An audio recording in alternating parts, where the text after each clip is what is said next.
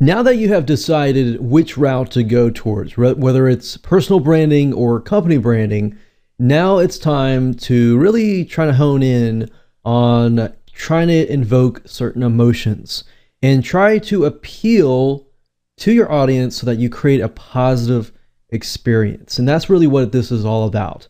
So with that said, let's jump right in. So what I want to do now is to walk you through a 5-step process to help you go through a specific exercise that will help you extract keywords and images so you have a visual idea of the emotions that you want your brand to invoke. Because obviously you want to make sure that after somebody experiences your product or service and then they take a look at your brand later on, then they have a positive experience, right? So first things first, you want to figure out the goal of your brand and how you want people to feel. And I'm going to walk you through this exercise that will help you get a better picture of what that looks like.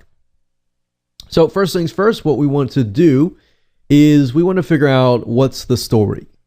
What's the story of your product or service and ultimately your brand? So what I want you to do in this specific exercise is to extract the essence of your product or service in 2 to 3 sentences. So write that down. If you want to pause this video, you can, but just pause the video and just jot down on a piece of paper or type it up 2 to 3 sentences that express what your product or service is all about and what is the uniqueness of it. How is it different than your competition, or what is the unique selling proposition of your product or service?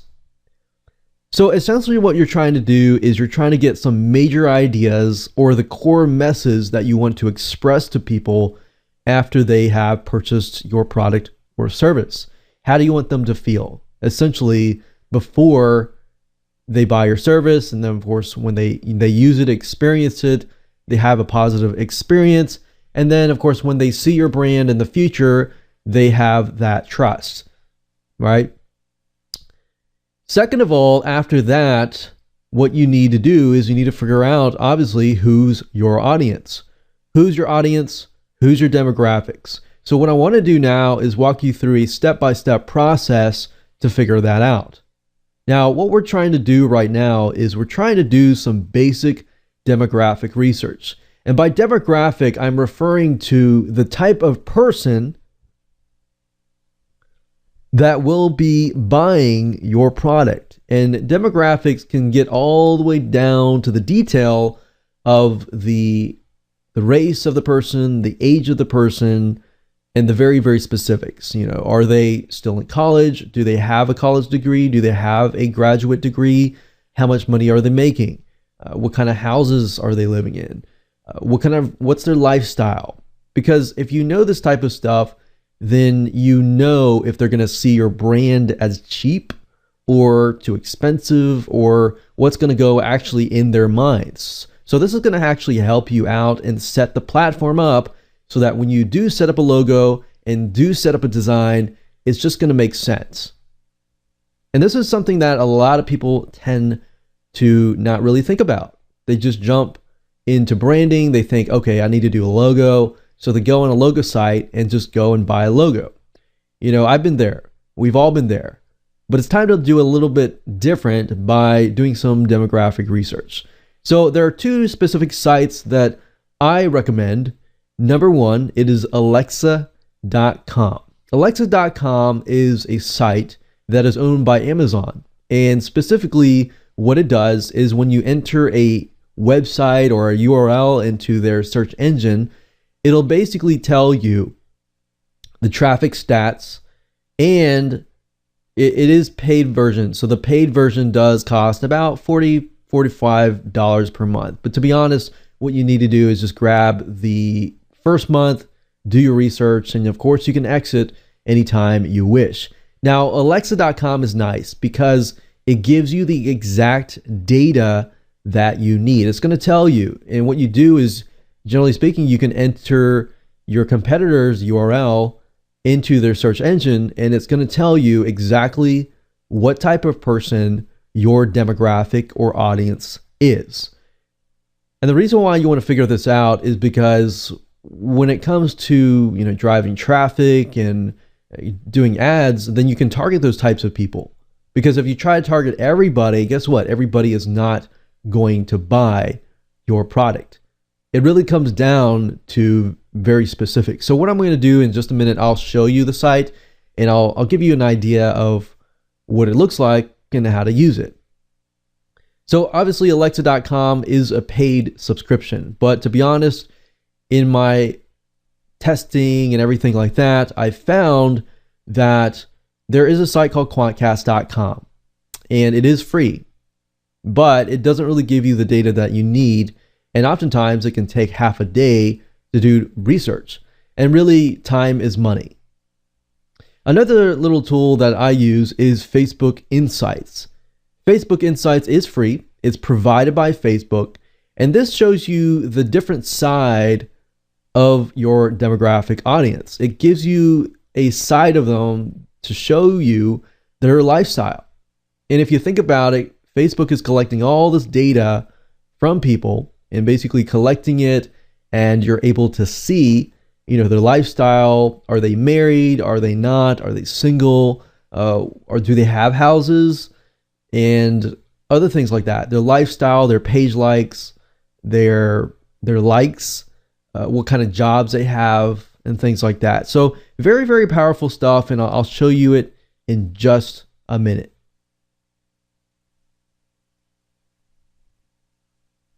So if you head on over to Alexa.com, that's Alexa.com,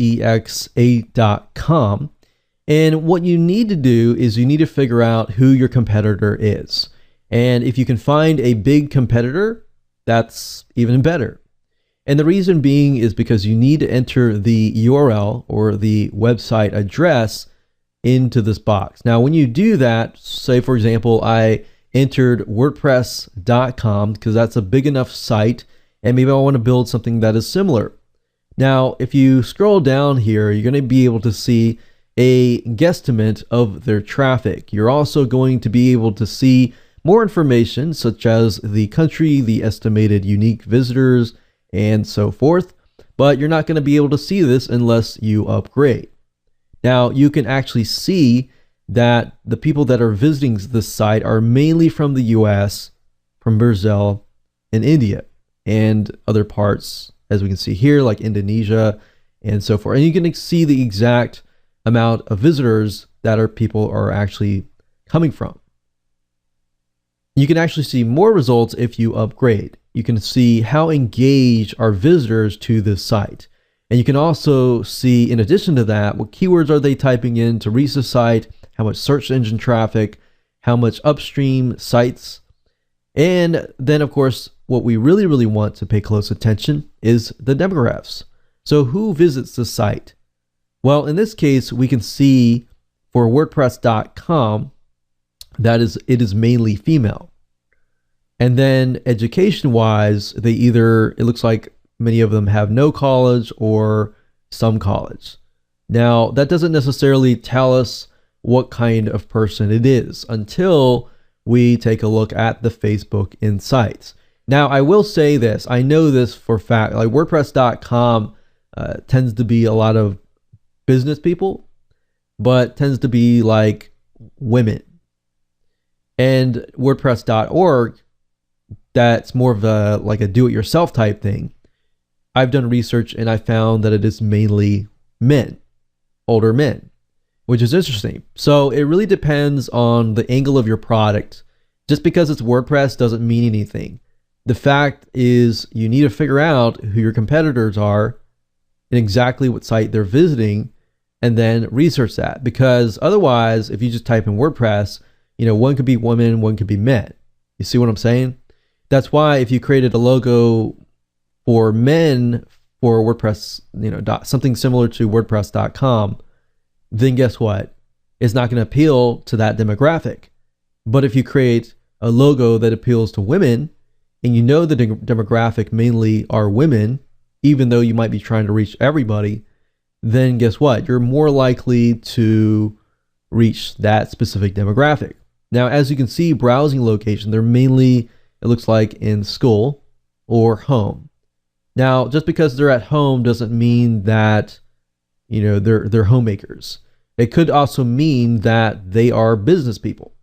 So that's why you have to collect all this data to really figure out what they actually look like. And you have to upgrade to the subscription in order to see the rest, because the rest is going to tell you stuff like how much money do they earn, other things like do they have children, and things like that. Now, if you want to know their lifestyle, this is where Facebook Insights comes in. Now, if you don't know how to get here, I recommend just going to Google and typing in Facebook Insights. And the reason being is because you're probably not going to remember this long of a URL, but it's facebook.com/ads/audience_insights/people. Now, if you come here, you're going to see lots of information. It's amazing how much Facebook is willing to give you. But first things first, you need to go down to the search box, which says interest. And you need to type in this case, WordPress.com. So, for example, we can see it is 59% women, or almost close to 60% women, and 40% men. So it is it's not exactly, leaning way towards women.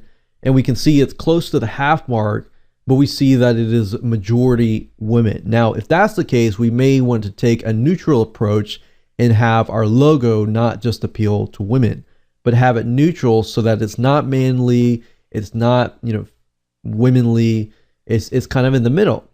So, because, for example, if I type in WordPress, and we'll just type in WordPress. Like WordPress developer, you see how that flips? And now it's 70% men and 30% women. So that's why, and that's the example that I was trying to tell you, is that just because you type in WordPress, don't go with the initial, guesstimate. You need to make sure that you pick and find a website that is in competition with yours that is big enough. And in addition to that, make sure that that specific website really matches your brand. Otherwise, you're not going to get the right data. All right, so let me go back and type in WordPress.com so we get the right data here.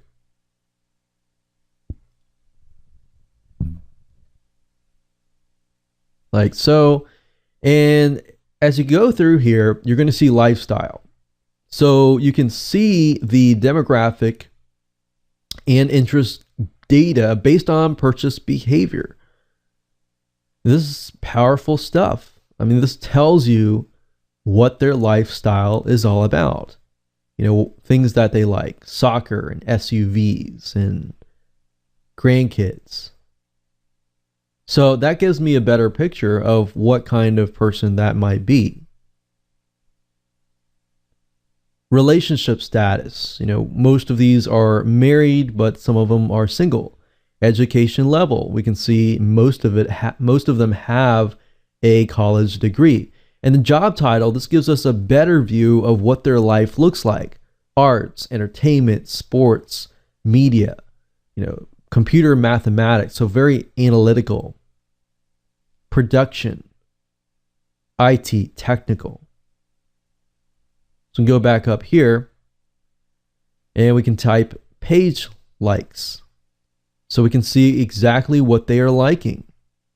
They're liking WordPress.com. They're liking a digital marketer, the specific celebrities in that niche that they are liking, the specific news and media that they're following, the specific softwares that they're using. So we can see a lot of entrepreneurial business women here. Location, we can take a look at location. We can take a look at activity, pages liked, devices that they're using. And I will say, like, if people own stuff like iPads or iPods or iPhones, or even different things like that, then you can get an idea, are they techie, are they not?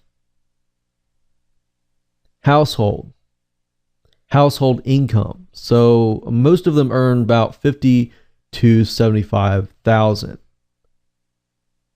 household size, they have at least one adult or children. So it looks like they don't have a lot of children. That probably means that they are, maybe business type people. Not saying that business people don't have children, just saying that it looks like they mainly have one or two or three max.